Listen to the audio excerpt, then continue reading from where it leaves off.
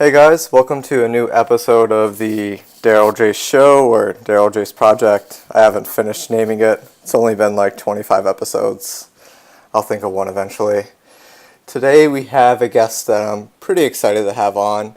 It is Angelo, writer of Elements of Poker, Run It Once video instructor, meditation coach, and former pro poker player, I guess.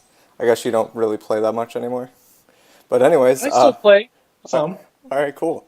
Well, thanks for coming on the podcast, man. I appreciate it. Glad to be here. I love what you're doing. Thanks, man. I read Painless Poker, and I have The whole thing? whole thing. I have lots Oh. of really good things to say about it. And they're very the book kind of reminded me of Plato's Gorgias. I don't know if you've read that I passage. haven't. Well, it's Plato doing kind of like what you're doing with the clinic, but with Socrates. hmm Socrates is like the main protagonist.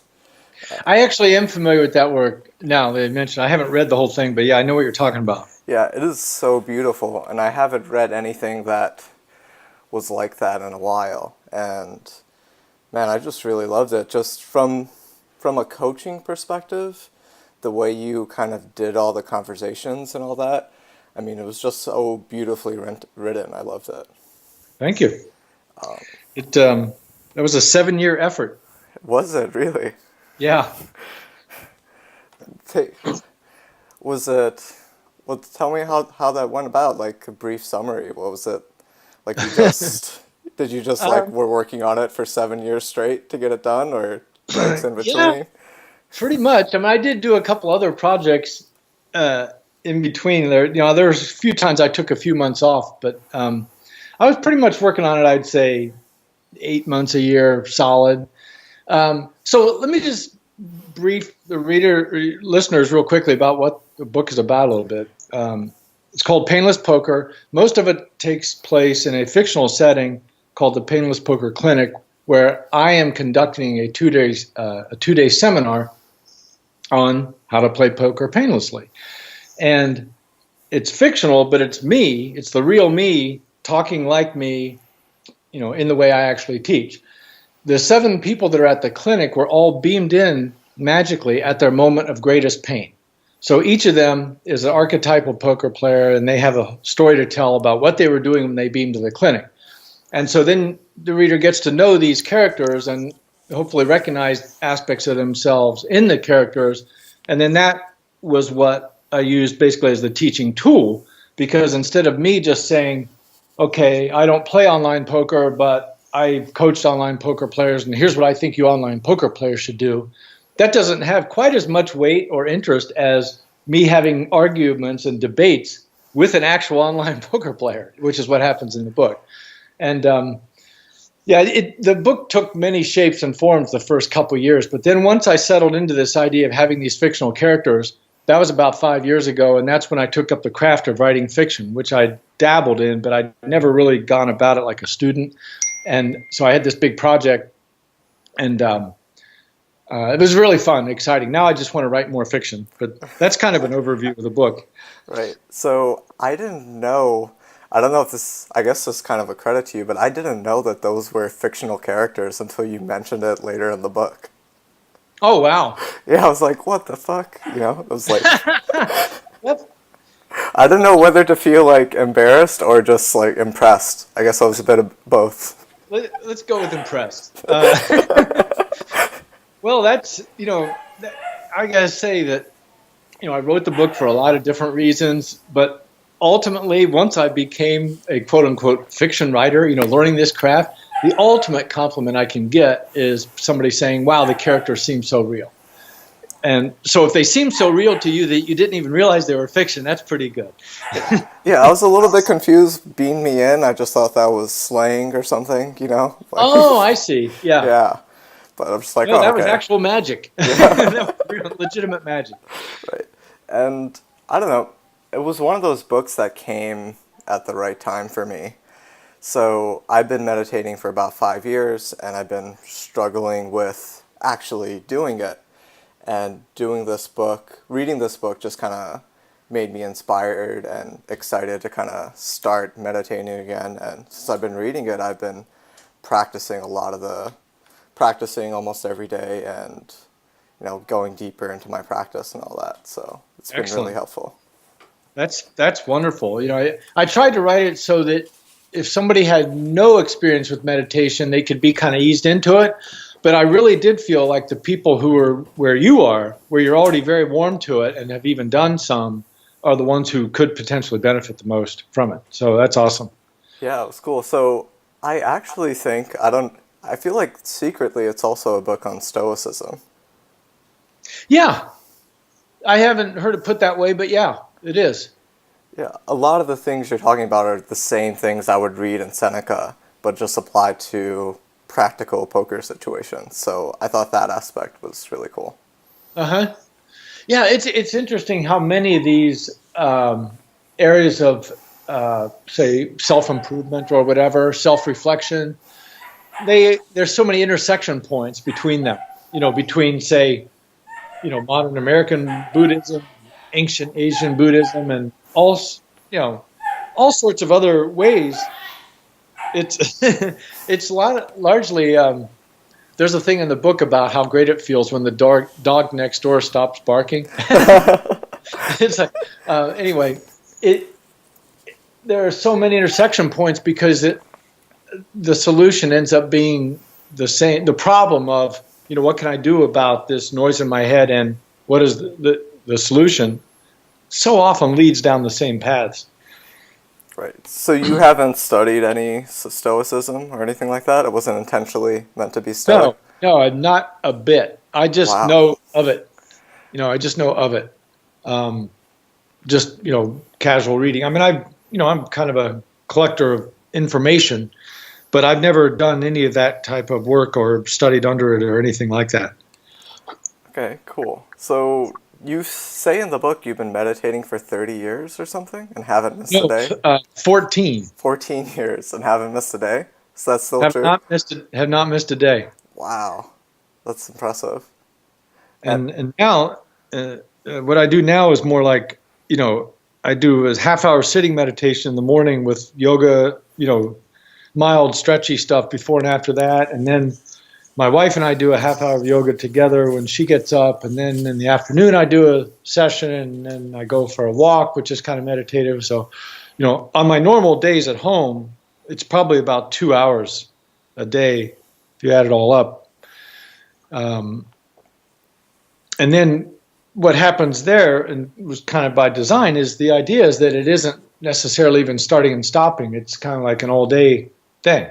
So being aware of my own mental discursive thinking when that happens is what I do all day long, ideally, basically as soon as possible, remove myself from.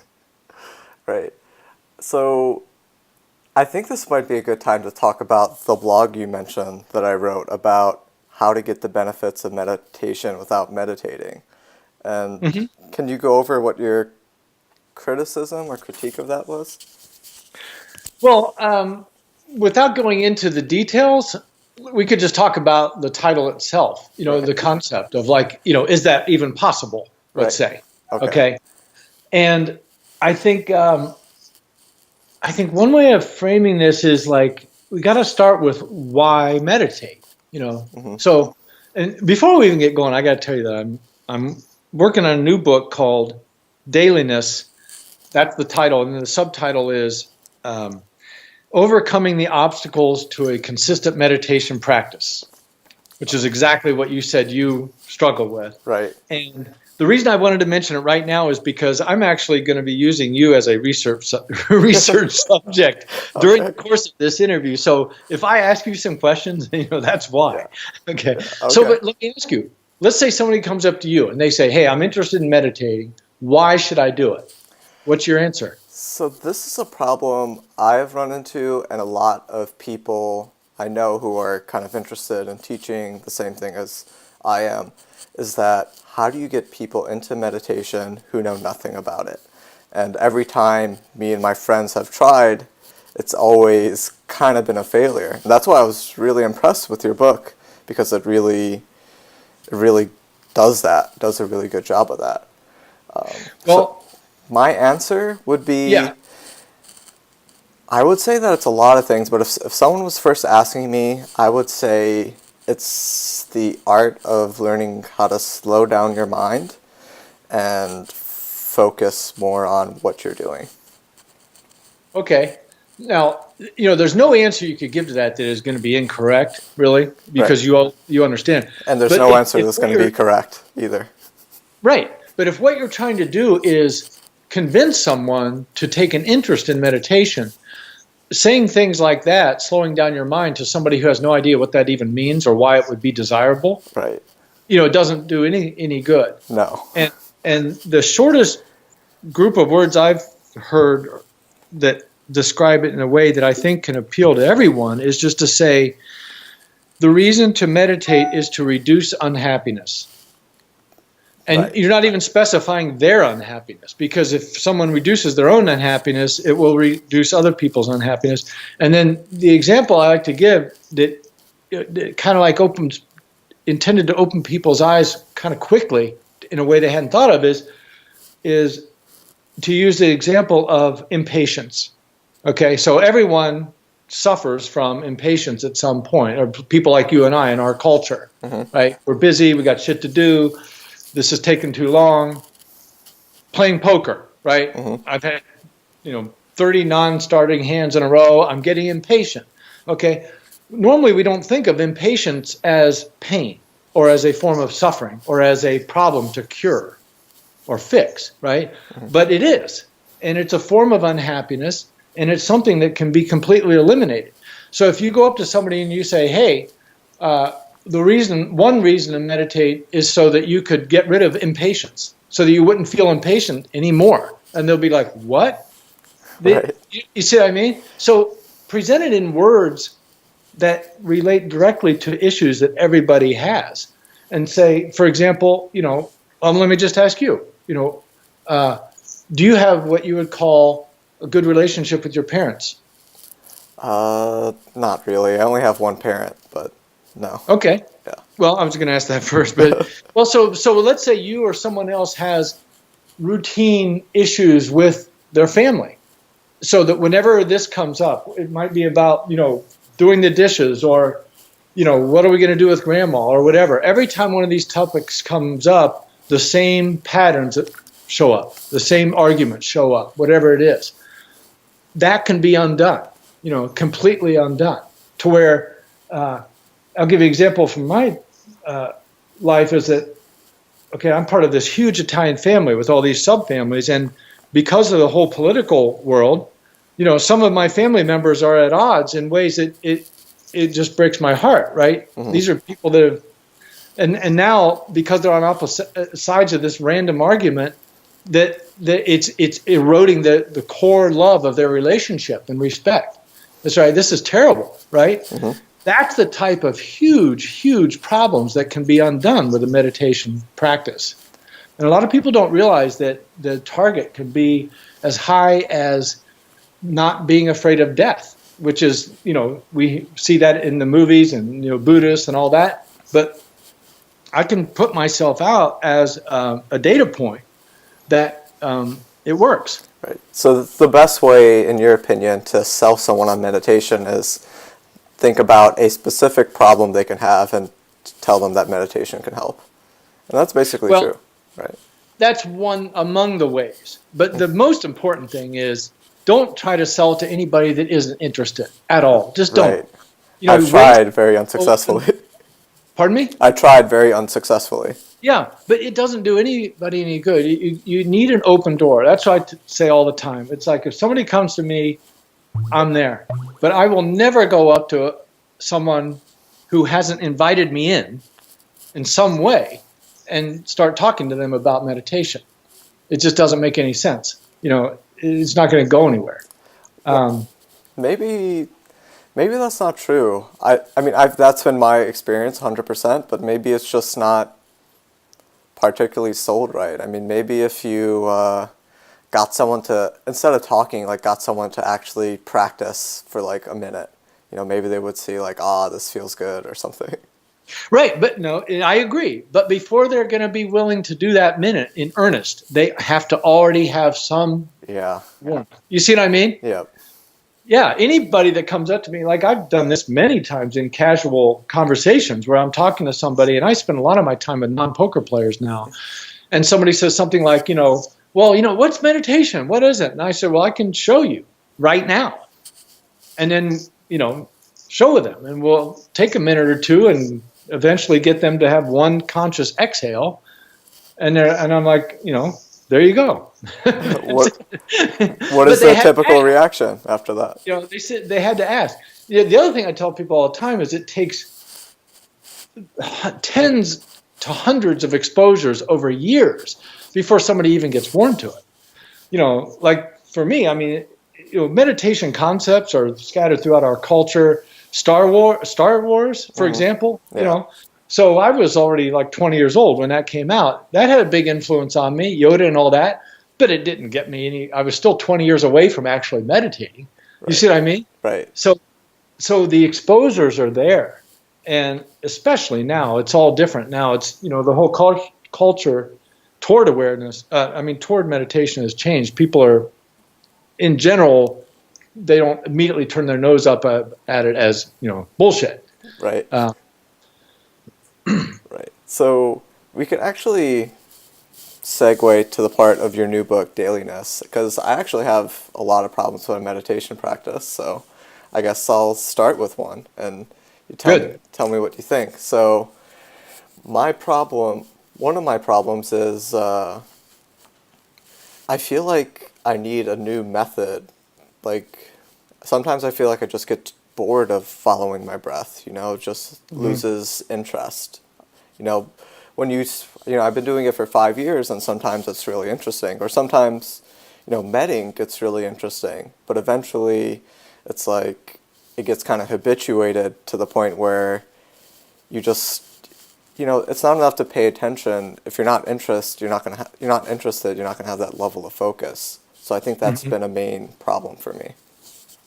Yeah, there needs to be some passion, and it doesn't have to be passionate every day, but there needs to be something. So tell me what you actually do, and then I can give you, I think of it as like I said in Painless Poker, it's like songs. You can learn so many different kinds of meditation. They're still breath-based in some way, but you can add a lot of variety to what you're doing. Right. And so tell me what is your typical meditation session like? Just describe it. Yes, so the majority of it is just me following my breath and trying to, my mind drifts away, I take it back. I've done stuff like just following the thoughts of my mind. That's been one I've done decently often. I've done body scans, but I don't really like those, so I don't really do those too often. And how do you sit? I usually get like a couch cushion and sit on that. You mean on the floor with your legs crossed? Yeah. Mm-hmm. Okay. As soon as we get done here, you're going to go buy a meditation bench. I've read about the bench. Seriously. It's like I said, even if you never use it, it was still a good investment just because you might. All right. I'll get the bench. And I'm not kidding here. Cannot understate the importance of having a perfectly comfortable, relaxed, straight spine posture. And that is half of the practice, is the posture. There's the posture and the breathing, and they're both vital, absolutely vital. That's one thing I got from your book that I don't think I've ever read before, and I've been trying to get that. So what are your sources? When you say, I have so many questions for you. First of all, when you say follow the breath, what do you mean? Do you mean counting? Do you mean you're consciously narrating in, out? What are you doing with your mind when you say follow the breath? I try to just sense it, be aware of it. Sometimes I use sounds if I'm getting off track, but mostly I just try to feel it. Feel it going through my nose, going to the bottom of my stomach, going, through my neck, and exhaling the tightness in my, wherever I feel tightness or whatever. And you're able to maintain that concentration for multiple breaths in a row? Yes. Okay. So, do you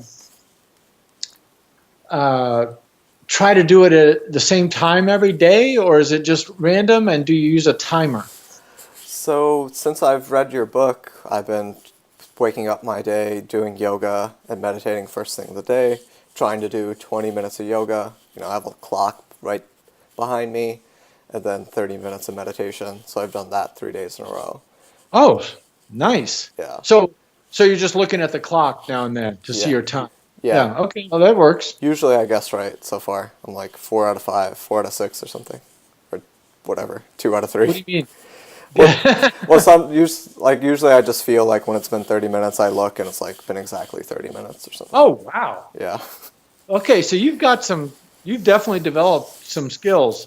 So have you ever read about have you read anything, what are your sources? So it's been 5 years, so it's been a myriad of podcasts. There's this podcast, Tara Brach podcast I used to listen to. I listened to not Sheryl Sandberg. I think that's the Facebook CEO. Who's that girl? She has a book called Real Happiness. Okay.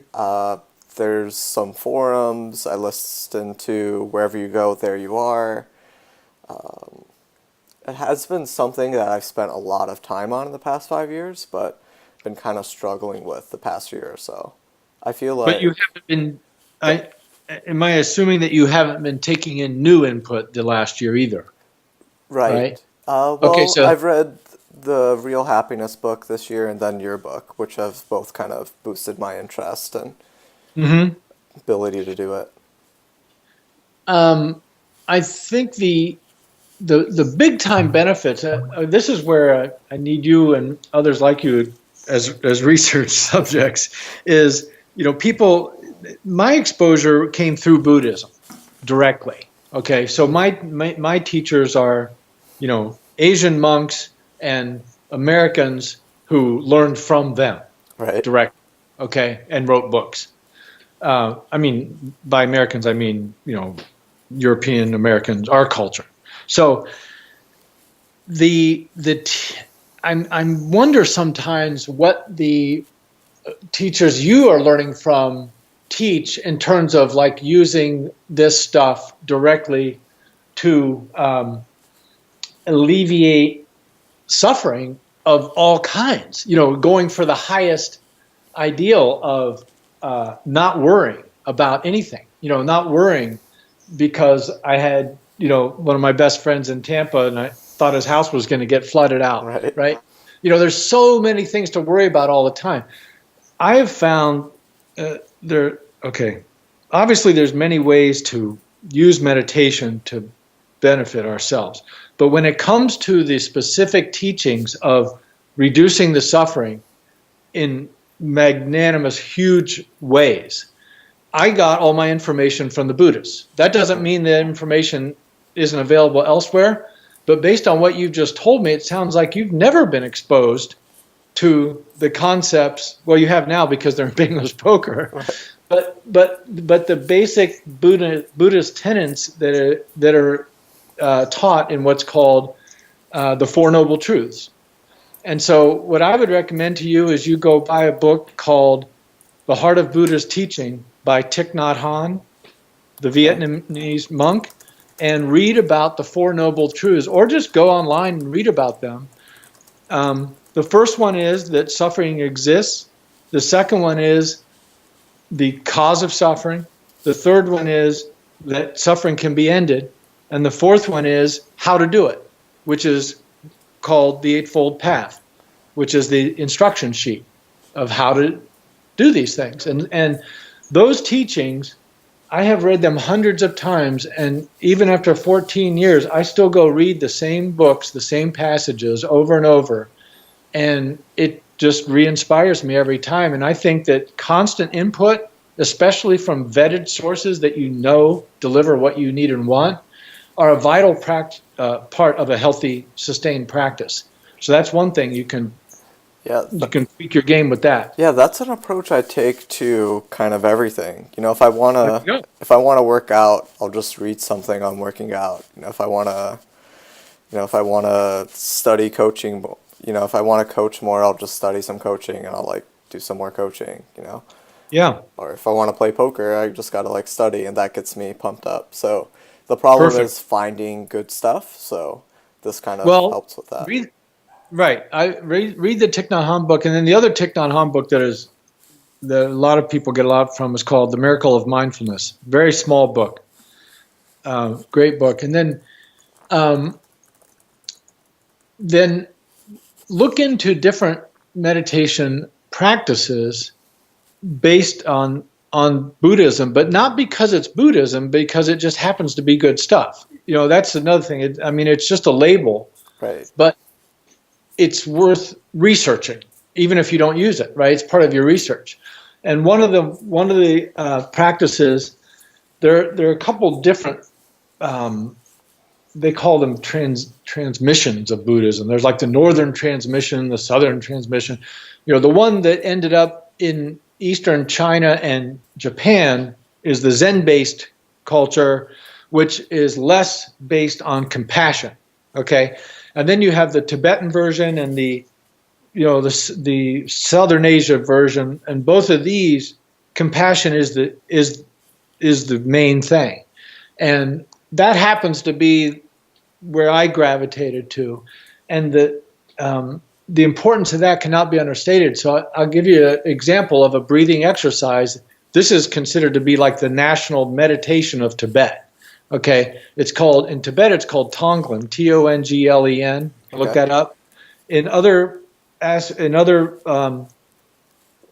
teachings within the giant tree of Buddhism, it's also called loving kindness meditation. You might have heard of Yeah, that. I've heard of that one. Mhm.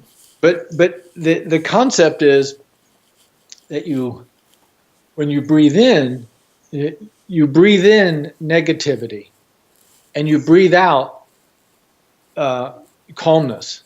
And so, for example, when I started meditating, 2003, and I was learning about this. Okay, I had issues with my sister Judith. When we were together, or whatever, she always did shit that pushed my buttons and pissed me off, and I'd be mad for a month. Right. And early on, I was like, you know what? I'm gonna fix this. I can mend my relationship with her without leaving my head. And I did over years. And as a result, now whenever we see each other, there's no issues, nothing, and never will be, never can be. She hasn't changed at all. That's awesome. It's unbelievable. Now, I've done this with all of my family members that I've ever had an issue with, or any issues that come up with anybody. But now I've had all this training. But so here's how I did it with Tonglen. Is basically what you do is you breathe in the other person's negativity, and their anger and their frustration, or whatever it is. And there's so many words, there's so many ways to visualize this, but the whole idea, Tonglen literally means giving and taking. You take in their pain and you send out your non-pain, your warmth. Or you can think of it as you take in their darkness and send out your light, or you take in their heat and send out your coolness. But you do this with every breath. So it is a breathing exercise, and this is a good example for you, not for the practice itself, but how you can vary your practice, and you can do lots of different things. So my counter argument would be Okay. that what if I just don't? Well, my counter question. I don't even know if the counter question's a thing. So I would ask, what if I just don't want to spend time with that family member? Like what if I don't want to be a part of them? Then you don't need to be doing this with the objective of spending time with them or actually physically making everything beautiful. What you're really doing is cleaning out the shit in your head. You see what I mean? So when that family member comes to mind and negative thoughts come up in your mind, Right. let's say that the objective was to eliminate that forever. Right. So that when that person comes to mind, it doesn't trigger negativity. They might be dead. In fact, that's even a better example. Look at Babs in Painless Poker, right? She finally built her bankroll up to $300,000. Then her mom gets cancer. She spends all her money helping her mom stay alive, who was basically being tortured by medicine, right? And then now she's broke again, and her mom's dead, and she's pissed off at her mom. So how can she mend her relationship with her mom when her mom is dead? She can do it with Tonglen over time. So it isn't about helping the other person. That's almost like incidental. Right. It's about helping yourself by getting that crap out of your head so that every time you think of that person, it doesn't fill you with negativity. So initially you would say when you would breathe in their negativity, you would kind of have an emotional response to it. And now when you think about their negative behavior, you don't have an emotional response to it? Like, what was the change from start to beginning to end? Well, you don't. This is one of the misconceptions. You don't ever get rid of emotional responses. That's not really what it's about. But you can change the emotional response from one of bitterness and unhappiness to one of gratitude and appreciation, or at the worst, neutral. Right. That's another huge thing, and one of the lessons I tried to get explained pretty well in Painless Poker is that if you're feeling negative about something, and the idea isn't that, oh yeah, now I'm going to be all joyful and blissful about my parent who tortured me when I was a kid. No, that's not realistic. But maybe you can get it to where at least it's neutral, which is still a big improvement. Yeah. Another idea I really liked in your book was just the idea of less bad. If something is less negative than it was before, that's an improvement. Right. That's exactly what I'm talking about. And it is incremental. That's the other thing is that this path, back to your article about, how to get the benefits of meditation without meditating. It's like I wrote my little note to you. It's like, to me, that's like saying to somebody, okay, I'm going to teach you how to play guitar. Just go read these articles and you'll learn how to play guitar. It's like you have to touch the guitar. You cannot fix the noise in your head. And not fix isn't the right word. It takes training. It takes years of training and repetition to be good at anything, right? And it's no different with meditation. So the skill. I'm not saying that this will make you do these things I mentioned in the article and you'll get better at meditation.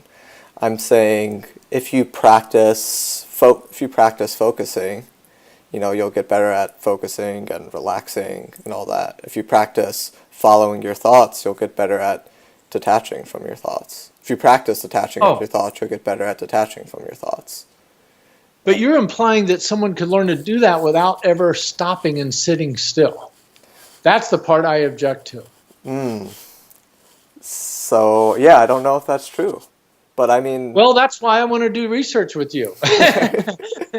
Or people that you've coached. I mean, I don't have enough exposure to know what's out there. But if somebody came up to me and said, I have never stopped and sat still in my life, even one time on purpose, yet I have fixed my mental noise problems by just thinking about it, I'll be like, well, okay, good for you. I didn't believe it was possible. Right. I think that stopping and sitting still is the essential act of this entire thing. There's nothing else that can substitute for that. Just like there's nothing else that can substitute for holding a guitar and putting your fingers on the neck if you're going to learn how to play guitar. That's the essential thing, is stopping and is just stopping. The commitment to stopping thousands of times. I mean, I feel like now I can watch my thoughts while doing other things, but maybe that's only because, I've put in thousands of hours sitting still already, Well, yeah, you're not a good. You're tainted. Right. Right. Yeah, I can't imagine, asking my 6-year-old self, asking myself 6 years ago to detach from my thoughts, if that would even make any sense to me. Right. So now let's say, tell me more about what happens now. So let's say that you're doing something, you're playing poker. So what happens? A swell of frustration or heat of some kind comes up, and then you consciously recognize, okay, now I'm lost in my thoughts, and then that ends it? Is that what happens? So when it's going really well, I was playing a live tournament, and when I'm in a really good state, I was deep in this tournament, and I was just happy regardless of the outcome. My stack was fluctuating. and my mindset, or I'd have these negative thoughts, and then you just realize that that doesn't matter, and you kind of just focus on what you're doing and enjoying the whole moment. And that the kind of whole purpose of playing poker is to enjoy what you're doing. Mm-hmm. And So, go ahead. and you're able to do that without any mindful breathing?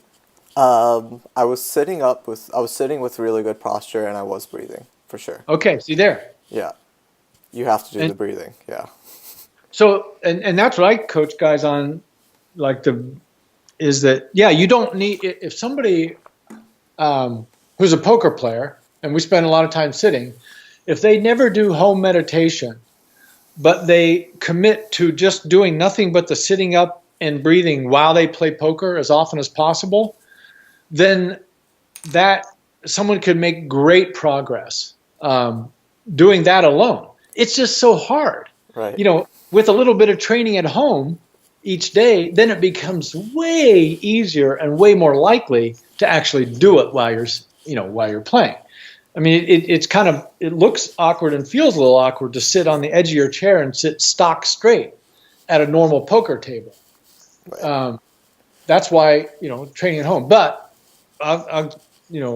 if someone does do that, sit up and breathe, every time they do it, in my opinion, they'll make more money and be happier, even if it's just one breath a day. In theory, that's an improvement. Right. 10 breaths is 10 times better.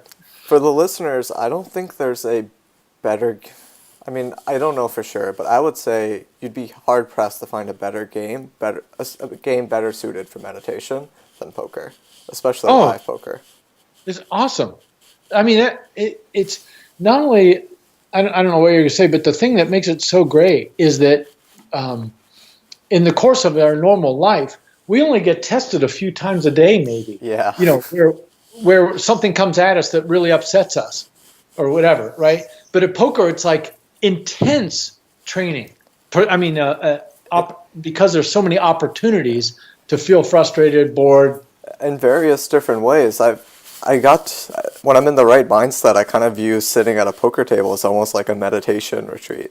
And I notice that there's all these problems, like there's problems of ego. When there's tough opponents at my table, I'll notice feeling, negative thoughts about myself and feeling inferior. And then there's times where, I get really cocky and then blow up that way, when I think I'm so much better than everyone. Or, there's constant bad beats and crazy upswings, which are still something to deal with, in my opinion. And yeah, I mean, there's just lots of personal and all the variance that goes with it. You're just tested in a variety of different ways. And not only that, but also poker is one of the few activities where our mental state is directly affects our bankroll. Right. And so we're highly motivated to do the introspective work that we wouldn't necessarily do if we were in some other line of business.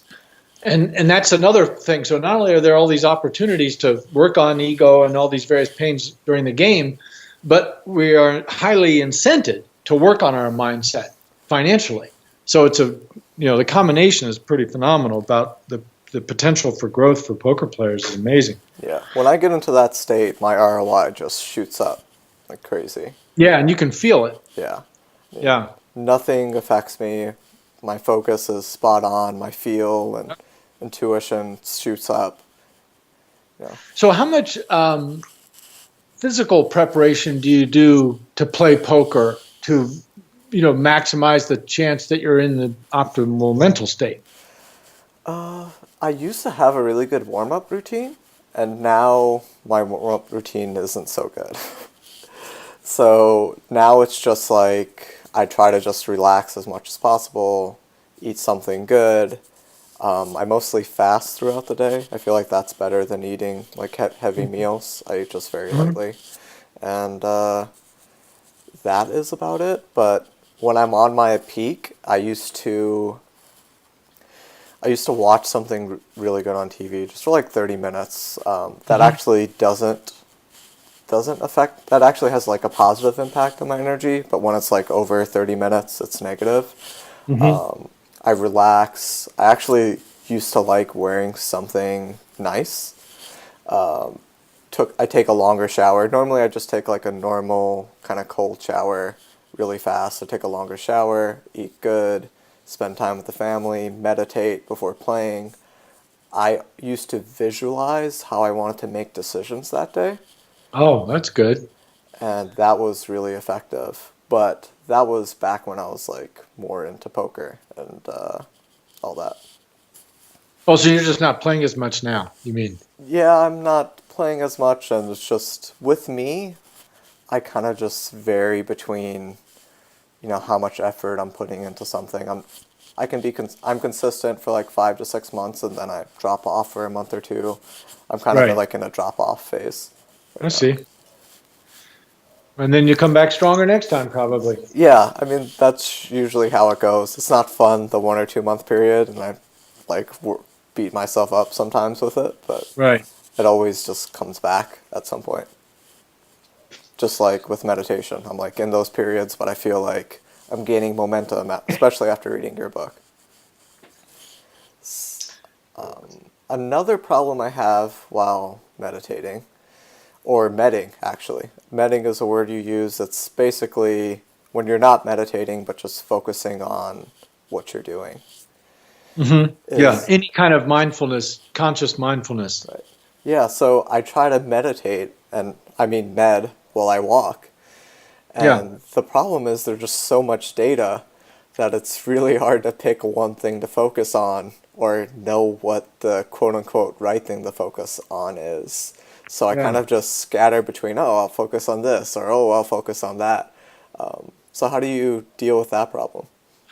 Well, that's not a problem. Sounds to me like you're doing it just fine. Okay. Uh, because the the definition, one of the defining elements of meditation or medding is the intention. It isn't about whether or not you succeed at focusing. It's Right, just that you have the intention to focus. right. Okay, and that is the best thing. So I mean that's the main thing. So when you say walk, are these walks where you're just going for a walk to walk? Yeah, they're specific, either that or, I'm walking somewhere. I try to med or Okay. as much as possible, to use your word. Okay. So what you do is, I mean, I put a bunch of ideas in Pan's Poker, but is kind of assemble, 4 or 5 of your focusing practices for when you're walking. And for example, one of the ones I used, I've been using it forever, but it's great, is you just look at just pick an object up ahead, like a telephone pole or whatever. Hmm. It could be 100 yards away or doesn't matter. And you just decide, I'm going to attempt to maintain my gaze on that thing until I get there. Yeah, I've never So tried that one. this is a really good one. It's like, but there's no failing. That's the beautiful thing. This is the attitude that for me permeates everything. Playing music, writing, playing poker. It's like I never beat myself up over a quote unquote mistake anymore. They don't even exist. So, and I'll give you an example. Let's say I decide, okay, I'm going to focus on that telephone pole till I get there. Well, and then I break focus. So what? Right, It just doesn't matter. So let's say I'm playing poker and I'm playing against some guy and I try to 3-barrel bluff him, and it turns out it was the worst bluff attempt of the year. right. I don't care. I immediately let go of that. But the reason I can let go of that is because of this training of focusing, breaking focus, focusing, breaking focus. After you do What that, are the bad mistakes? What are the mistakes where you're like, that's on me? What are the ones that you do care about? there aren't any. None. None. No, that's my whole point. It doesn't matter what it is. I mean, in June, I was building a big old fire on a beach in Lake Erie in the middle of the night, and I fell down and broke my wrist. And only 2 weeks ago did I learn that for sure I'm still going to be able to play banjo and guitar. Well, and it's Yeah. not going to be a problem. I mean, I had that to worry about, but I wasn't worried about it. And I'm not beating myself up over falling down. It's like there's no such thing as a mistake anymore. It just doesn't even exist. But back to the walking. Well, wait. So, Okay, like, go ahead. yeah, like, let's say, I'm supposed to fire a poker session. I got a big poker session coming up, but I get hungover the night before. I wake up, I eat some, like, ice cream, and then, I registered, like, 16 tables when, my normal limit is supposed to be, like, 5 or 6. And I'm just, like, not focusing. I turn on, like, a podcast or a movie while playing. Like, should I not get mad at those mistakes? And if so, why not? Well, okay, so we're different people. Okay, so um, the only reason I can be where I'm at now is because I went through what you just described for so many years. You know what I mean? I mean, Right. you can't just like hop to here. Right. I'm putting myself up as a data point of like what can happen Right. if somebody follows this path. You can't just like all of a sudden stop beating yourself up over mistakes. Okay. Right. But this practice of trying to focus on counting to 10 breaths, we need to talk about counting too, and losing count. I intend to do this, but I didn't do it. I intended to do this, but I came up short. Doing that over and over and over and over again puts all of your activities in a different a different perspective, a different awareness to where just. No, you're right. So I've been noticing while meditating these past few days, reading your book, and, I lost focus sometimes. I see my mind wandering, and normally I would have, beaten myself up or gave myself, like, a little negative thought because of it. But then, I just reminded myself, like, hey, that's the intention. Like, I'm sitting here with intention. I'm doing everything I'm supposed to be doing. Like, and I can't make a mistake here. And that made me smile. That made me feel good. And I haven't done many reps like that. And like you were talking about, that's a rep. If I keep doing that, that's just going to apply to everything. Right, exactly. It just keeps going and going and going. So, like one of these examples I used, I think, is in Penance Poker, is like making a wrong turn. All these, you're driving somewhere and you make a wrong turn. None of that has to cause anxiety, believe it or not. I know it sounds bizarre, but that's possible. I want to give you a couple other walking ideas. Counting is really important. Counting breaths when you're meditating as one of the things you do instead of just following, like counting to 10 breaths. And this is one of the practices that is taught and has been taught by the Buddhist masters for thousands of years. The reason it's taught is because it's easier than just following, right? Mm-hmm. And so if your mind is very scattered, or even if it isn't, I mean, I use it all the time. It's like an entry ramp to reach a higher level of focus. If I attempt to count to 10 breaths and I lose track, then I keep doing that a few more times, I get to 10 breaths, I'm going to be settled. I'm going to be more focused, more concentrated. So do the same thing when you're walking. Come up with some pattern of steps and breathing. Like inhale for 5 steps, exhale for 6 steps, and something like that while you're walking. Any combination of counting. And the thing that's interesting with any of these is you have to make it up on the spot. That's one of the big differences between doing yoga in classes and doing it at home without a TV on or anything, is that you have to make up every single little goal. Okay, right. I'm going to do downward dog for 6 breaths. Next, I'm going to stand up and do, a mountain pose for 6 breaths. Oh, I only made it to 3 breaths and I got distracted. I had to go write down a note. It's okay. It's not a failure. The reason to practice every single day at home is because then none of the sessions matter. It doesn't matter if you have a good one or a bad one or even what those words mean. So I have to ask the question that all the audience members are probably thinking or worrying about, or some of them might be. Like, what if I do this and I just have this blameless state of living and then I just don't do anything all the time? I just never get anything done. Yeah, it's not going to happen. Right. That's like, what is the example I used is like, something about, that question comes up in a variety of ways, but it just can't happen that way if you think about it, right? In other words, you and us, we're so full of self-blame already right now.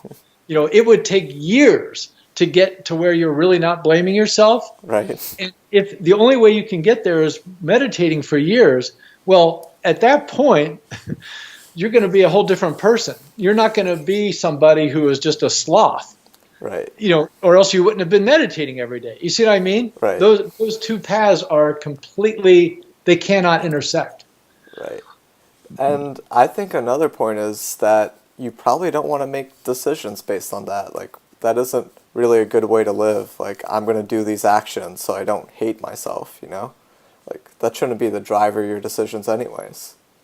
Say that again? Like, that shouldn't be the driver of your decisions anyways. Like, fear of blaming yourself or hating yourself. Oh, right. Yeah. So when you take that away, you can actually make better decisions. Right. And you can be an agent of good in the world because you're not lost in your own stuff so much. And that, to me, that's what it's all about. It's like you do a lot of work on yourself. Like I need, an hour or two a day to sustain and maintain myself. But the purpose is that makes me more able to help out in the world and not be a problem. And that's one of the basic tenets that's taught in Buddhism is do no harm. You don't have to go out and be a do-gooder, but at the least do no harm. And those three words have so much power if you think about it. It's like, what does that mean? So you're in a conversation with somebody and they come up to you and they're like, and they come at you with some kind of angry thing, or oh, you charged me for coaching and it didn't do me any good. You've been attacked or something, right? What will you say at that moment? What will you think at that moment that is the most harmless thing to you and the other person? And that to even be able to think in that way, you have to have already done a lot of internal work, to be able to be that selfless at the moment that you're being attacked. Your ego has to be so small that you can just tuck it away and immediately think, okay, this person needs help. Right. They're upset. They seem to be upset at me, but that's kind of irrelevant. So what's weird is I'm pretty bad at the self-blame aspect, but in this scenario you discussed, I'm really good at. Good at? Like dealing with that situation where someone's kind of, upset with something I posted on the internet or a coaching thing. That's a situation I handle really well without. Oh, good.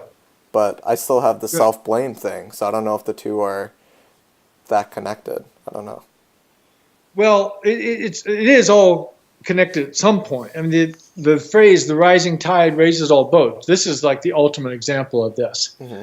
It is that if you do maintain a steady practice and you keep having new frontiers within your practice. That's the other thing. Is it's like a lot of musicians, they get to a certain point and then they basically stop seeking out new chops and new licks. Right. You can do that. Meditation can go that way. You can reach a certain point and stay there forever. What are your new frontiers lately? Oh, I can tell you right now. I just took up a whole new musical instrument 3 months ago. Oh, wow. Which one? This is my favorite lick from the opening to When the Levee Breaks.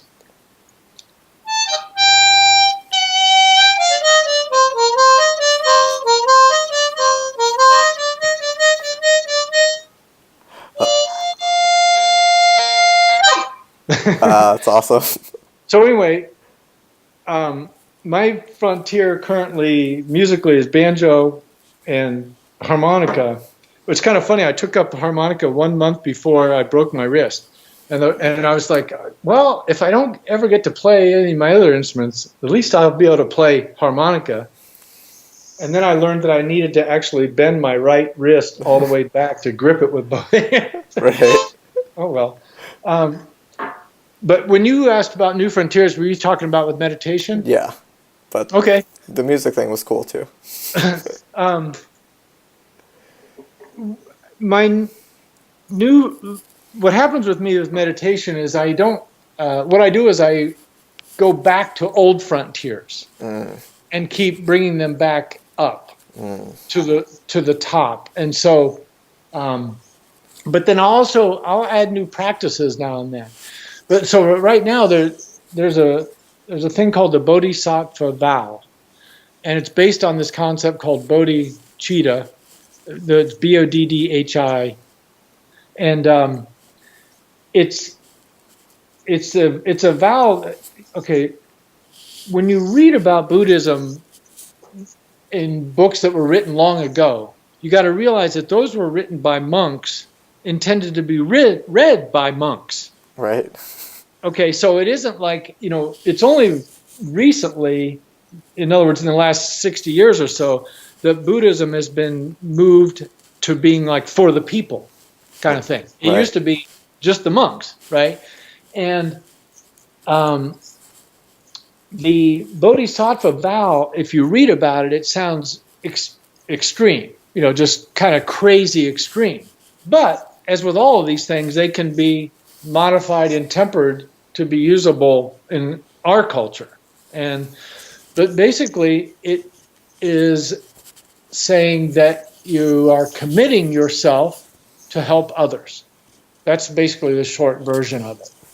And so I had gotten away from that to some extent, and then I reread some stuff about a month or two ago, and so now that's my new frontier, is to try to stay in touch with that vow more often. And so there you go. It's not really a new frontier, but it's kind of a fresh frontier. Right. So what are your days like now? What do you spend most of your time doing? Well, my wife and I both work at home, and so we have a pretty good situation here with 2 cats. I get up typically, I don't use an alarm, but I generally go to bed at about 9:30. I'm asleep at 10, and I get up at either somewhere between 4 and 5. And then I do my meditation, and then I write for an hour, and then she gets up, and then we do our yoga, and we cook breakfast. We cook 3 meals a day here every day. So food is a huge, huge part of my life now. Reading it, learning it, procuring it, cooking it, eating it. And so then I have my projects that I work on. So right now I'm working on the audiobook of Elements of Poker. Oh, nice. Which is it's nearly done. So which for me means it's probably a month or 2. No, it's really coming along well. I'm very, very happy with it. And I'm a sound engineer, so I'm doing the whole thing here myself. Oh, wow. And it's been an enormous project. And then the book Dailiness, I got the second draft of that done before the World Series, and then I sent it to 6 or 7 friends that I call beta readers, and you can be one if you want. Yeah, sure. I might have to wait for the next version. So that is what I'm working on. And then in terms of projects I've started using, I only started doing Twitter and Facebook with any steadiness about. Don't. Well, no, I'm maintaining balance. I'm impressed. But only through software. There's this software. I don't know if you know Zach and Jack of Post Flop Poker. Do you know those guys? Yes, I do. I think. Okay. So Zach and I have become friends, and he turned me on to this software called Smarter Queue, and allows you to post, schedule your stuff in a really cool way. And so that's kind of an ongoing project. I've been, I guess, call it marketing, just trying to raise my awareness my brand a little bit. Okay. And then, so I work, I go for a walk, and then when I'm all done working around 5 p.m. or so, that's for the next hour or so, I generally play music or fart around, and I get stoned every day. Okay. And then my wife and I watch TV for an hour and a half at night, like, really good shows, like all the really good shows on HBO and Showtime and all that. Well, what are you watching now? Because I've gotten through all the classics, so I'm kind of confused, like what to watch now. Kind of lost. Well, well, I don't know what you like. Homeland? Have you Uh, seen that? yeah, I've seen If you Homeland. like spy stuff, Homeland and The Americans, I think The Americans is a great show. I've never heard of The Americans. I'm gonna try that one Oh, out. fantastic show. It's on FX. Okay. And also, Justified was produced by FX. We like that one. We watched that whole show. Dexter. I didn't like Dexter that much, to be honest. Um, well, you've seen The Wire and Yeah. and Deadwood. I've never seen Deadwood. Got to see Deadwood. Okay. Got to see Deadwood. I think, and the guy who did Deadwood also did. Oh no, that was the guy that did The Wire. Never mind. What's Oh, let's Deadwood see. about? What's it about? Oh, Yeah. it's based on true story, true characters, set in South Dakota, 1884 to 87 or so. It was a gold mining town, but it was before South Dakota was a state, so there was no law. And they made this mining town, and they had to establish their own government. And you've got all the classic archetypal Western characters, the miner and the bar runner and all these people, but they're all really intelligent. It just like blows away the stereotypes. They're super intelligent. That's cool. And yeah, just a brilliantly written show. God, there's so many. Well, I actually want to. I got enough. Three is good for me. I don't want too many because Okay. I binge on stuff. I obsess. Like I don't have the ability to just watch one episode. Oh, So yeah. I wanted to segue into writing, which is something I hinted at having a lot of struggle with, and I'm curious. What do you do when you? I'm sure you have days where you just sit down, you stare at the paper or the computer screen, and just nothing's coming to mind. I know this is going to sound ridiculous, but that just doesn't happen to me. Damn. Um, Okay. but it's only because I've trained myself to not have that happen. It used to, Right. but it'll never happen again. It but one of the reasons that doesn't happen is, I spend more of my time revising than I do actual writing of first draft. Right.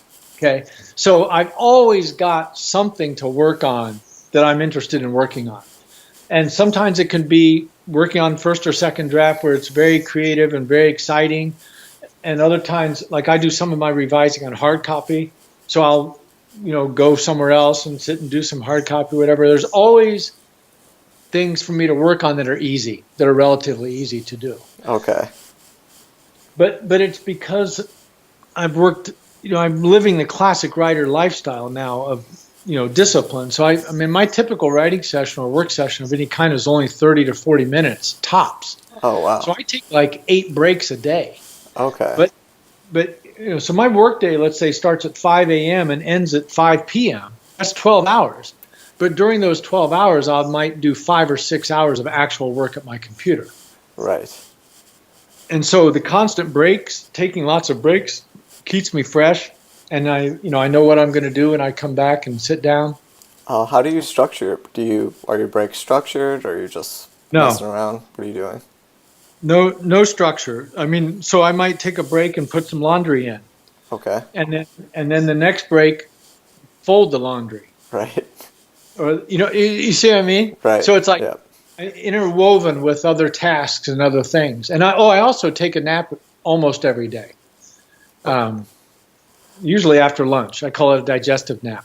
Well, there is a technique you can do that you might like since you take a lot of breaks. I used to do this when I was really into, well, whenever I was really like into studying something, I would do this. Is before I end the break, I try to leave it. If I can't, I'll try to leave it with a unanswered question or a problem that I'm having trouble solving.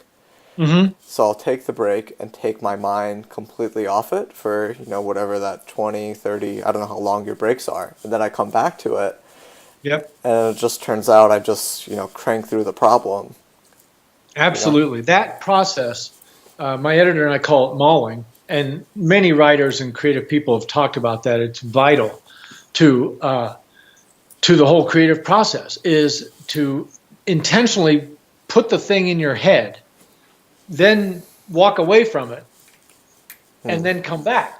And so, for example, let's say that there are sometimes I do have to push myself. So let's say I'm working on Painless Poker, Hmm. and I have an idea for, Sonny's story, like the story when he is telling the story about his brother's wedding and he's got the ring and he's late and all that, right? Right. So let's say that I'm working on that and then I realize, oh, I need to have this other little sub story. What's that going to be?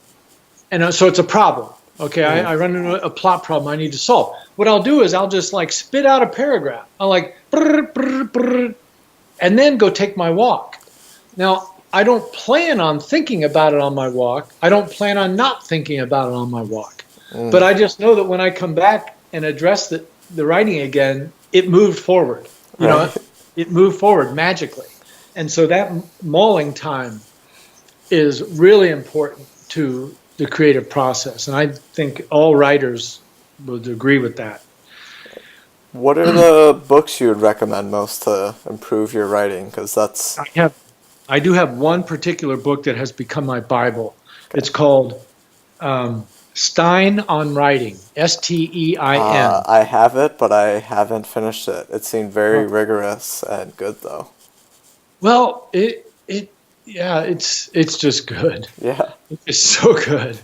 Well, So I I meant go back to rigorous that. because he says a sentence that is, not as good, and then he shows the correction and why this is better and breaks down exactly why. And Yeah, most of the books I've read on writing are a bit less, for lack of a better word, rigorous or practical or, practical or useful. Yeah. yeah. So here's the best advice I give to people on how to become a better writer is get edited by a real editor, Mm. not just to get improve that particular work, but the stuff that you will learn. You'll be like, oh, I never even occurred to me to like delete this first sentence. Look what happened to the paragraph. It's so much better. So the particulars that a good editor will give you are good, but it's just so mind expanding to have somebody else go over your shit.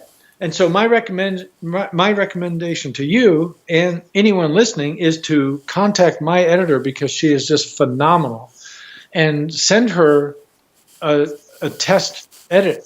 Send her something I will and, definitely contact her. and have her edit it and see what comes back, and it'll blow your mind. And That's I've been working with her for 11 years. The way I put it is, if she hasn't seen it, you won't either, because everything I write goes through her. Most of it 4 or 5 times.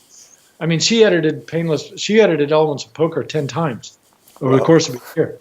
So anyway, her name is Anna Paradox, and her website is annaparadox.com. Is that her real last name? That's her name. Yeah, she changed her name to that. That's awesome.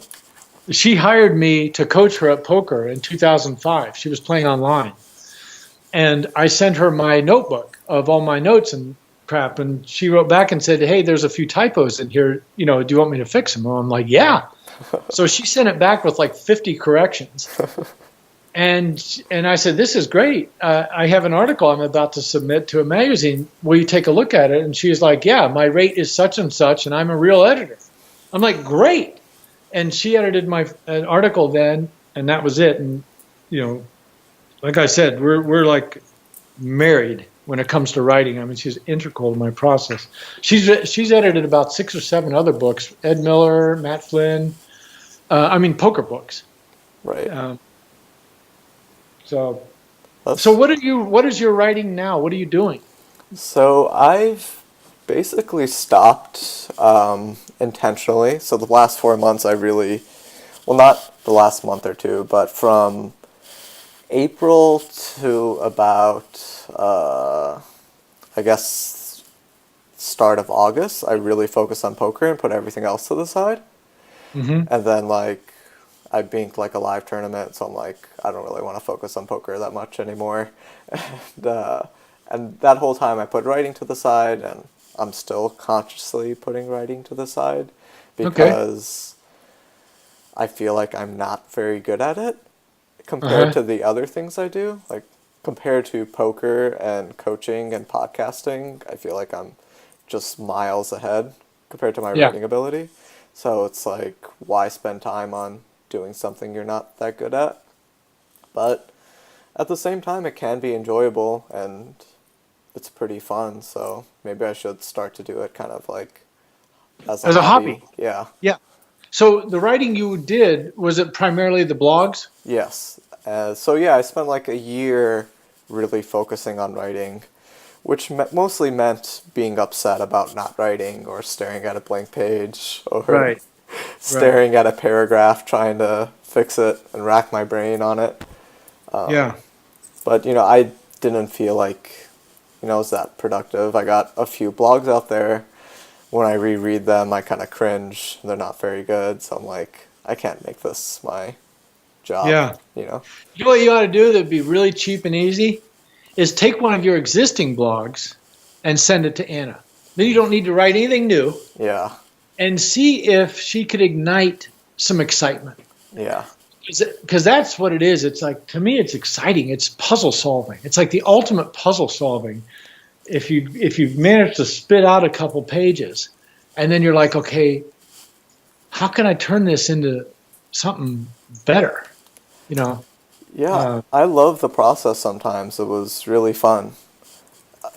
I really yeah, loved, searching words and Googling words and focusing on the yeah, meaning of yeah, words and that right, was really fun. Even though, I would spend, maybe an hour thinking about the right word for a paragraph, right, but it was good, fun.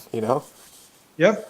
I know. I've had some. I mean, sometimes somebody will write something to me or whatever, quote something, and like, this is really good. Now look at that, and I'll realize, yeah, that took like 5 years, to get this concept down to one sentence. Right, The first time I wrote about it, it was 10 pages. now I finally got it. It's one sentence.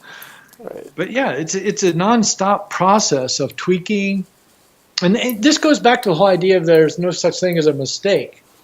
If everything is in flux all the time, it's like, how can there be a mistake? It's just process.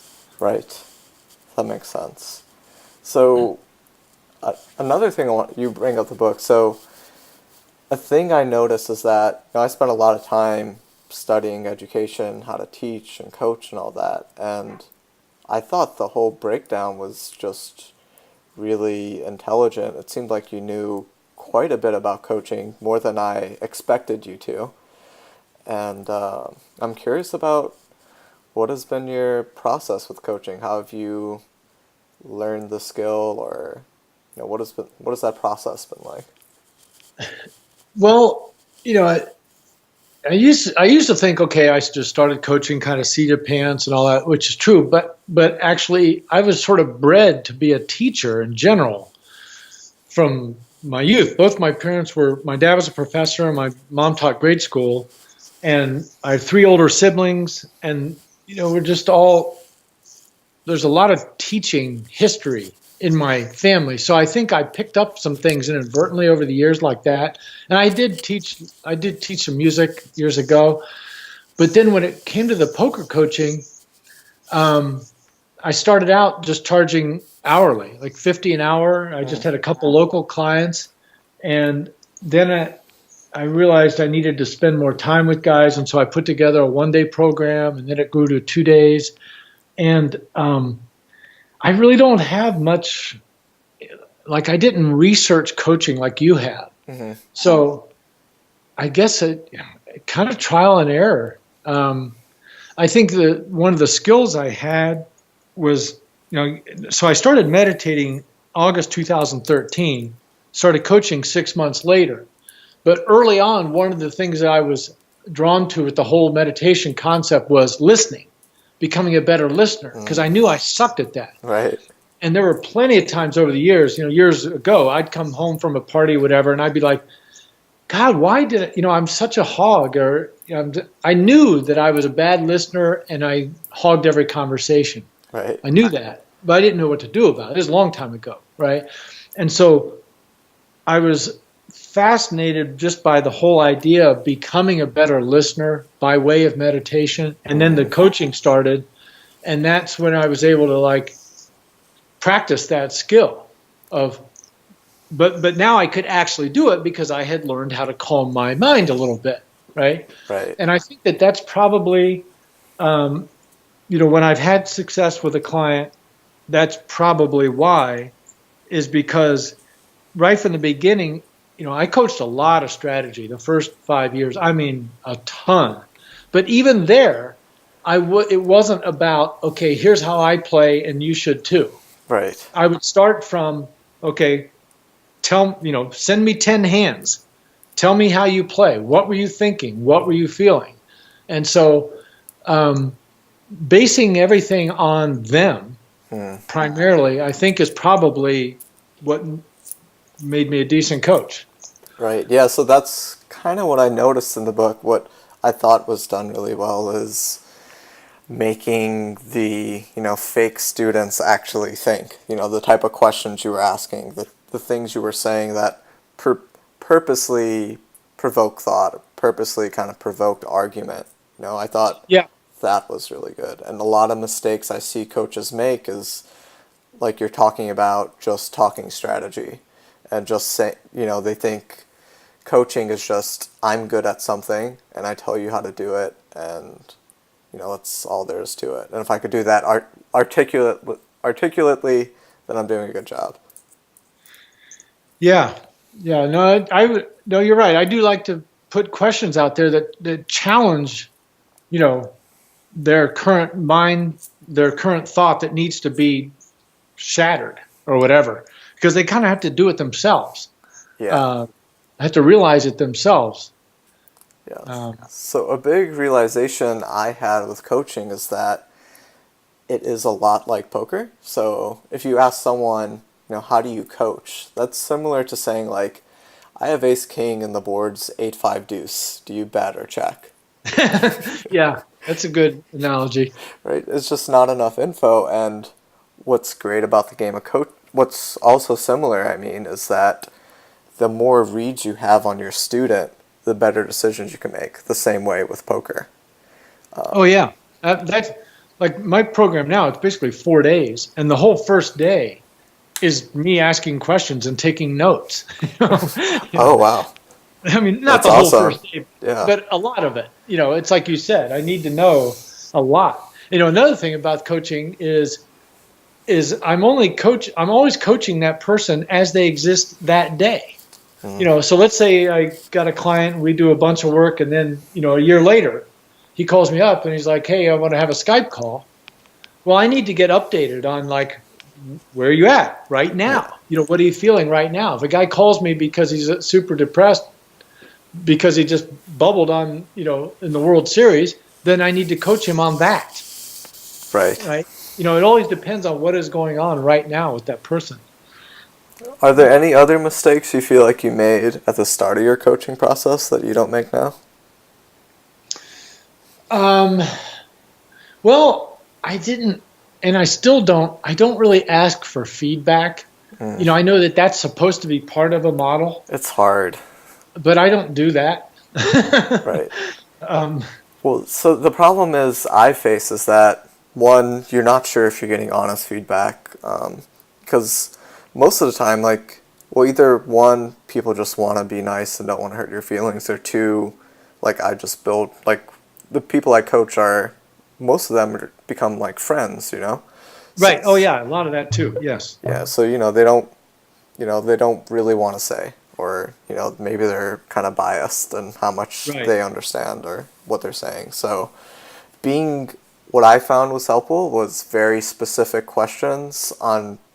So I'd ask a question about a specific part of the coaching session that we just had, Yeah. and get their feedback on that. See how much they understood that. See what they thought of that. See if I got the right feeling about what was going on.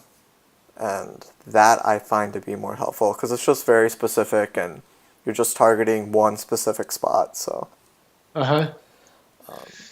Yeah, when you ask like, I wouldn't say that this is a mistake. My methods improved over, especially during the first couple of years. But I used to basically go through my checklist of topics and things with every client, and I got way more efficient by starting more with what their concerns are, rather than force feeding them my list of stuff that I think everybody should know. Right, right. And um, so that was good, but that was kind of a big improvement. But also that was related to Elements of Poker. I coached for 2 years, then used what I learned from that to write Elements of Poker, and then after that, most of my clients, or almost all of them, had some exposure to that book before we got together, which allowed our time to be less about me teaching the stuff that's in the book and more about applying it to their situation. Right. So how do you... I have two questions I want to ask. I'm not sure which one to go with first. So I guess I would ask, what are the most common mistakes you see your students make with meditation? Um,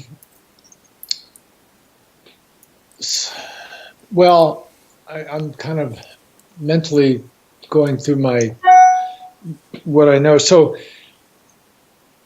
the number of I expose all of my clients to meditation to some amount, and Oh, well, let me clarify. Are you not just I thought all you coached was meditation. oh no, Okay. no. In fact, I've never coached only meditation. Okay. So when Dailiness comes out, the book, which will be next year, I do intend to start offering meditation coaching for the first time. Okay. Now it just turns out. So when I'm working with a client, I basically go through. There's 4 areas where I can deliver value, and we evaluate that together to see if this is a good idea. And one of those areas is meditation, of the 4. And so there's meditation related specifically to poker, about sit up and breathe while you play and all that. And then there's just general meditation training. Okay. Well, I've had about 5 or 6 clients where they picked up the meditation ball as a result of our coaching and have gone with it and developed their own practice. Right. So that's not a huge number. Right. There are probably 10 or 15 others that have dabbled to some amount in meditation as a result of their exposure to it through me. Mm-hmm. Okay.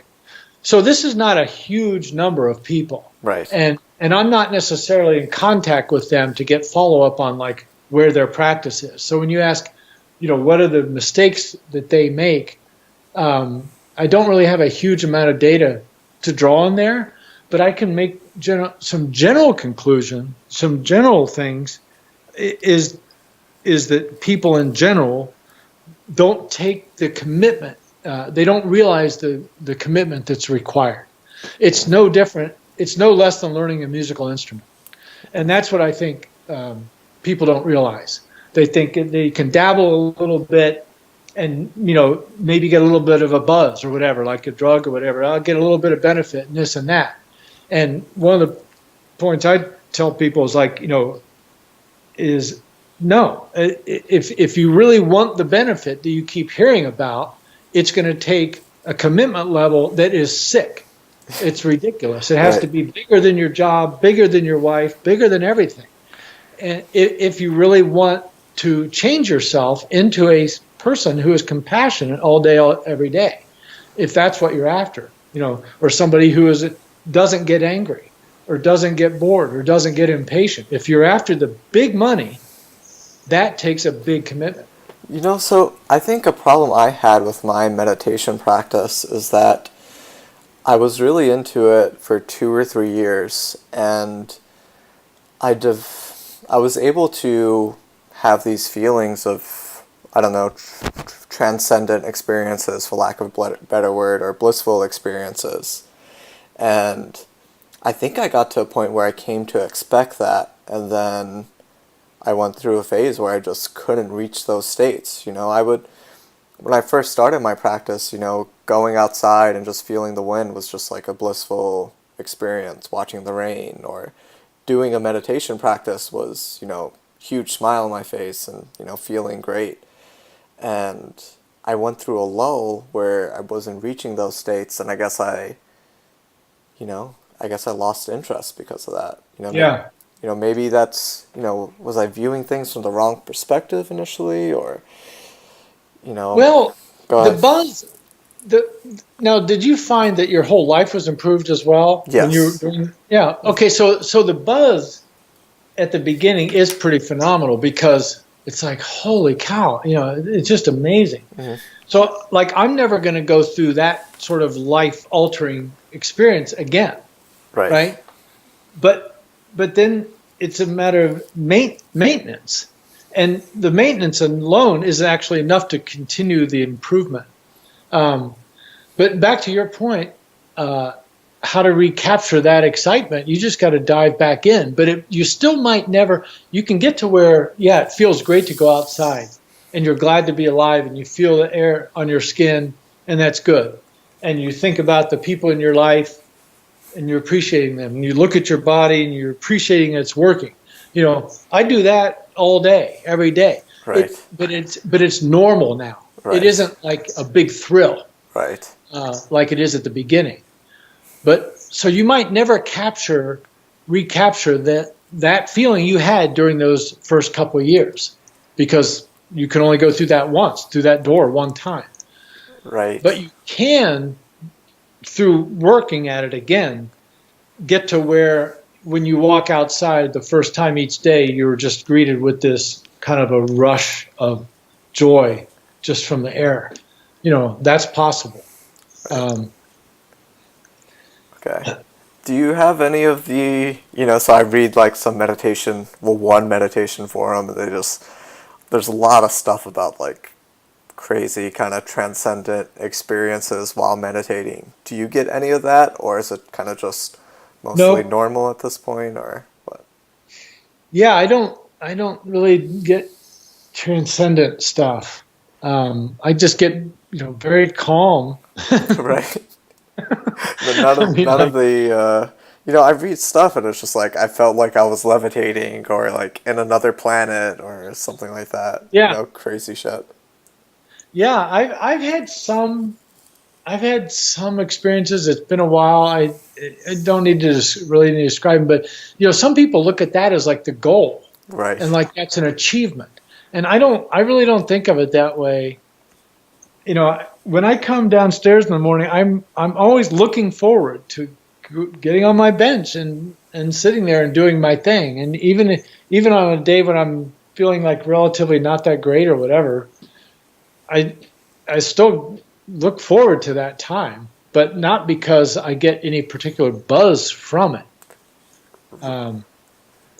Right. Yeah, Is I don't, the drive just like you just enjoy the actual experience and process of it, regardless of kind yeah. of what Oh, happens?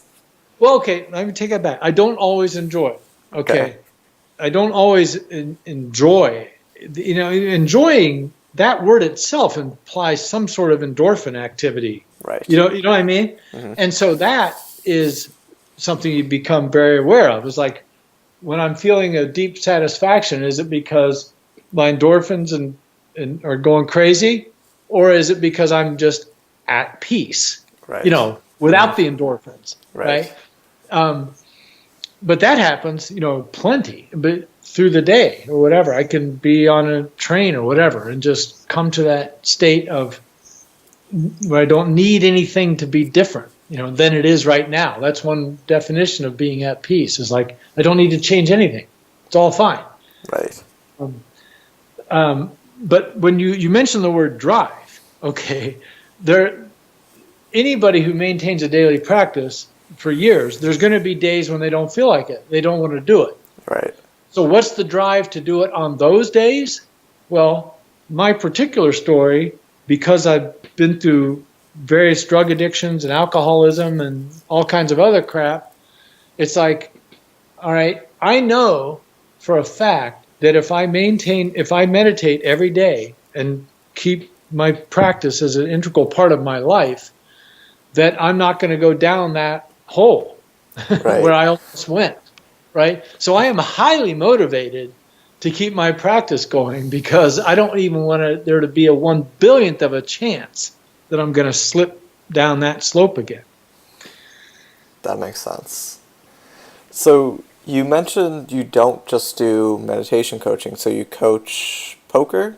Yeah. Do you coach online? Do you coach live? Like both? Like what are you coaching? Okay.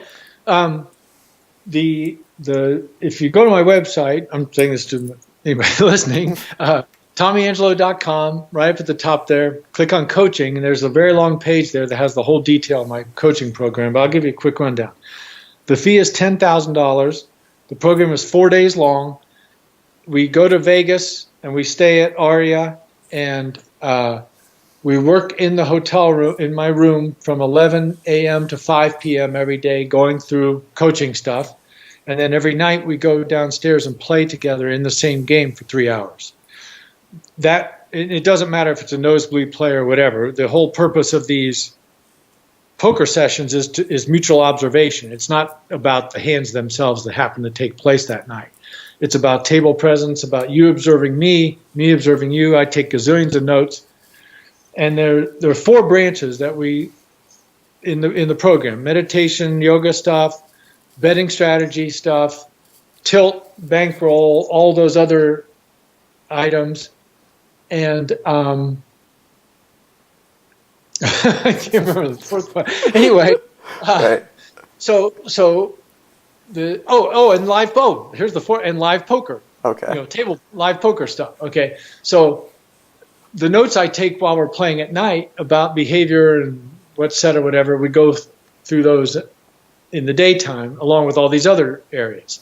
And so after playing together 4 nights in a row, the client gets to practice some of these changes right there on the spot, and we get to discuss That's cool. them. So that's been an area that I think all of my clients would say that's an area that they all benefited from. Even the guys like David Benefield and Phil Galfond, I've coached some pretty heavy hitters. I really feel that there's some areas that everyone can improve on the table stuff.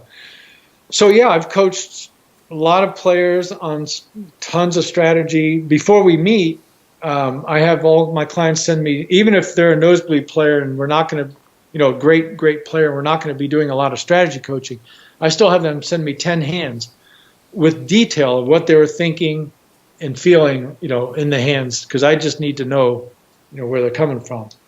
Right. So I love that aspect of watching them play and then giving them feedback, being at the same table with them. A problem I realized about 3-4 years ago with coaching is that, with other sports, if I'm a golf instructor, I can watch you hit a shot in real time and then have you tweak it and then, make the corrections and, so on and so forth, like that real in time, feedback. Same thing with tennis, same thing with any sport.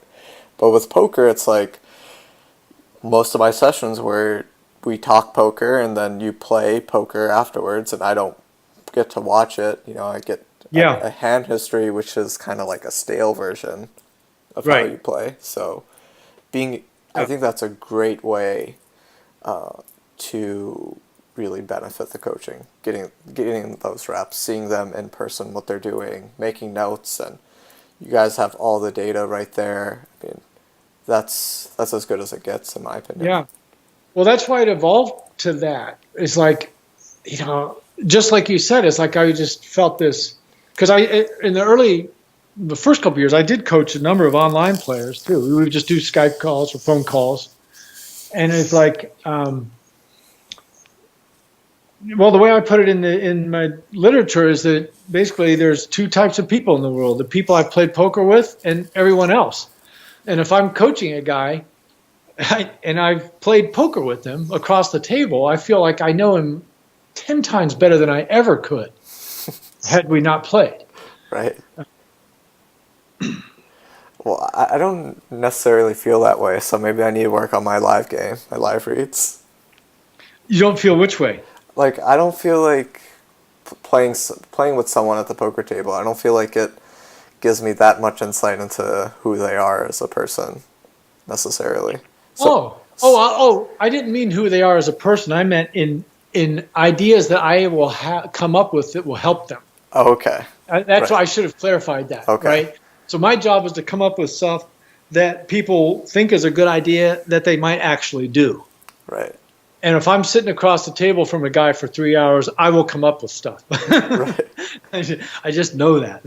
Right. So if you didn't help guys like, Galfon or Benefield with strategy, what were the areas where you think you made like biggest impact for them? Well, all the mindset stuff. Boy, it's a tough one. I haven't actually coached them in a long time. There's so many things and elements of poker that are, the intangibles that once you're talking to that person, like I can't remember the details of the talks we had, right? But there's so many areas like, entitlement, for example, just to throw one out there. So, right. Let's say I'm talking to David Benefield. I say, so do you ever feel, entitled to win because you're such a great player? And he's like, yeah. That's why when I lose, I get really frustrated and piss me off. I'm making this up, right? So these are the types of conversations that can lead toward uncovering stuff that's going to make David play more consistent, or let's say even areas that deal with health and life patterns and problems with the spouse or loved one. Right. There's so many aspects of regular life that bleed over to the poker table that once I got to know someone and get to know their situation, there's just a lot of areas that, coaching can take place. Right. Yeah, I think that's a big leak of mine is when I'm feeling confident, I also feel entitled. And losing just gets that much harder. Yeah. So. And then, yeah. So what is like the mental fix for that? Is this just a meditation practice or is it change in mindset? Like I guess the right mindset is you're not entitled to anything and just enjoy playing. Is that it? Yeah. There's a paragraph in Elements of Poker about that very thing that it says something like just because you're not entitled to win, or just because you've got pocket kings doesn't mean you're entitled to pay off on the river. It goes through all these lists of little entitlements, right. And then ends with, and just because you're a great player doesn't mean you're entitled to win. If you have time and money, you are entitled to a seat at the table. That is all, right. But that is the baseline that is the least painless and most authentic, true state. There is no entitlement. There's just you play. You make your play, and that's it. Entitlement just gets in the way. It's just one more pain source. Right. So there was a thing you brought up in the book about logic. I don't remember your exact words, but something about logic not being... I'm going to quote this wrong, but I feel like you'll know what I'm talking about. Logic not being a good system for decision making, or not being real, or something like that. Like, what did you mean by that? Do you know what I'm talking about? Yeah. This is something that comes up in Buddhist teaching and a lot of non-Buddhist culture. This whole idea that logic itself is a thought construct. Okay, and so what happens is we become our identity. So we become logical, and we put value in logic itself, and then that becomes our judgment system. So if somebody says something that's logical, we evaluate it, we determine that's logical, and then we say, I approve of that. Right. And then somebody else says something over here, and it's like, okay, that's logical.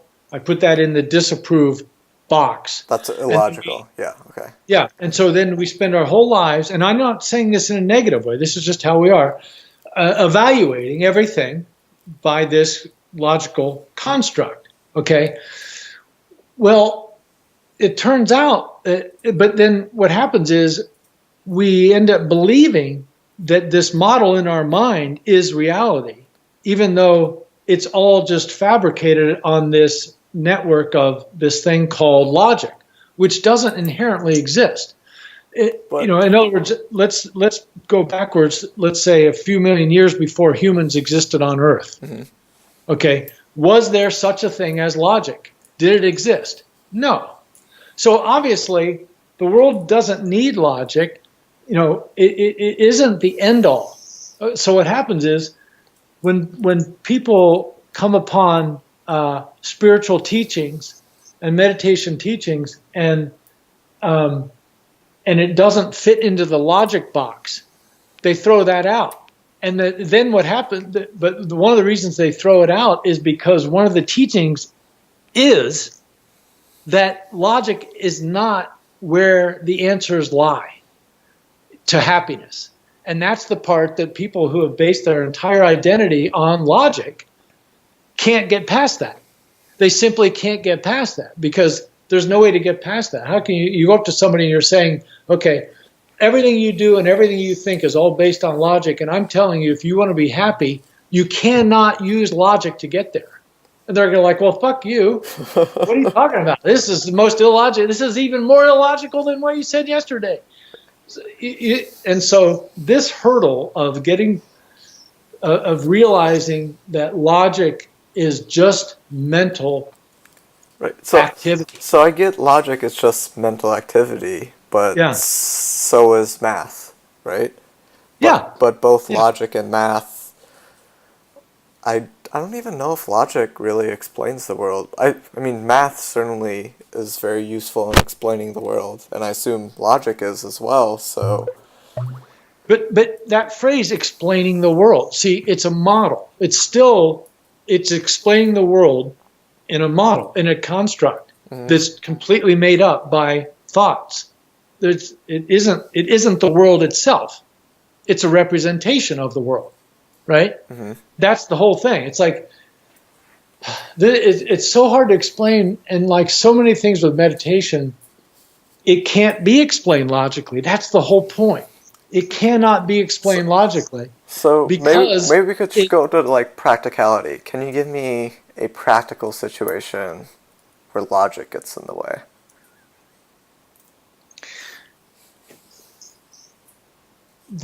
It isn't a matter of logic getting in the way. Reducing happiness, rather.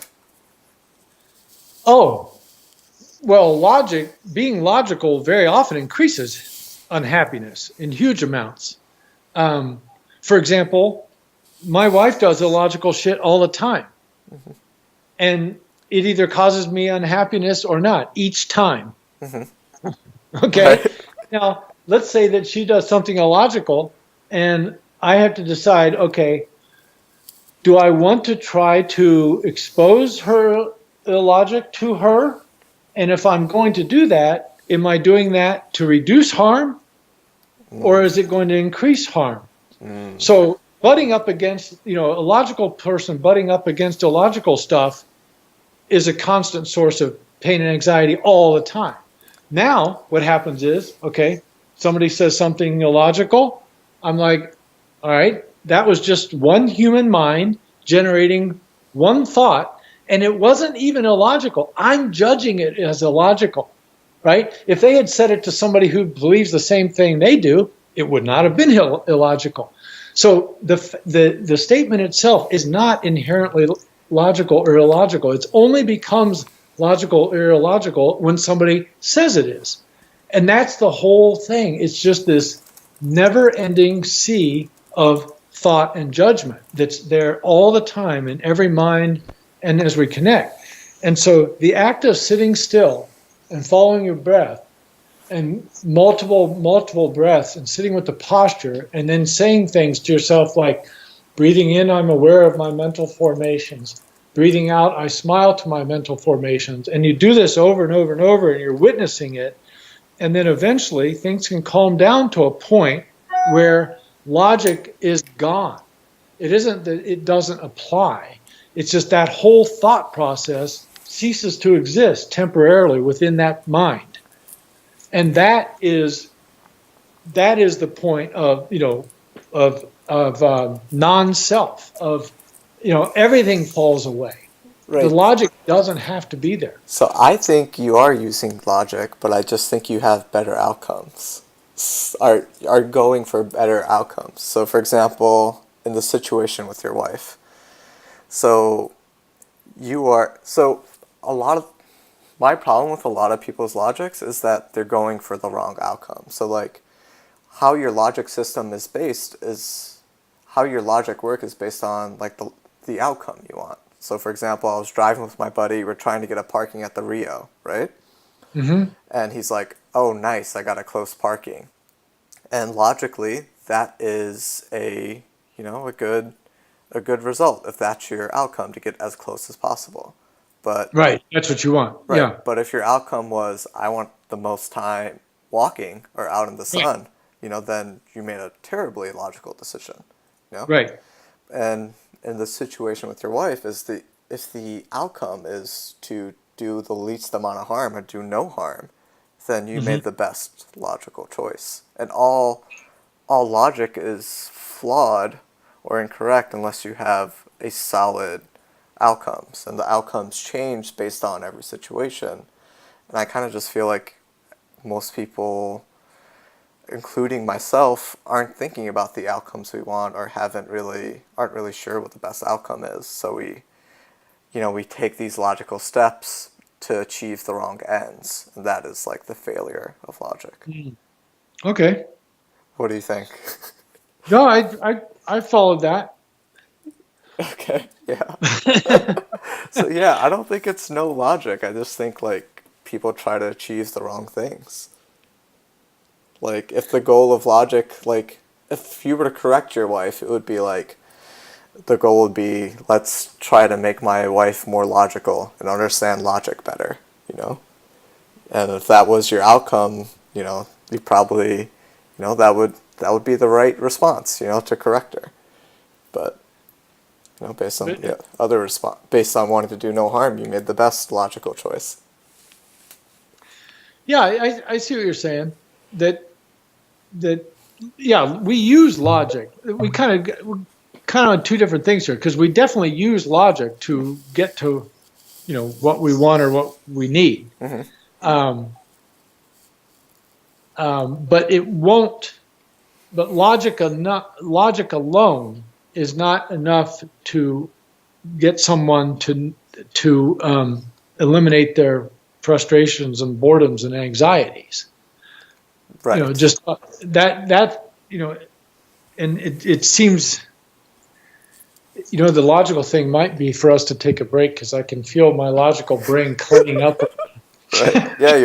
You want to take a break? Or maybe we should just wind it up.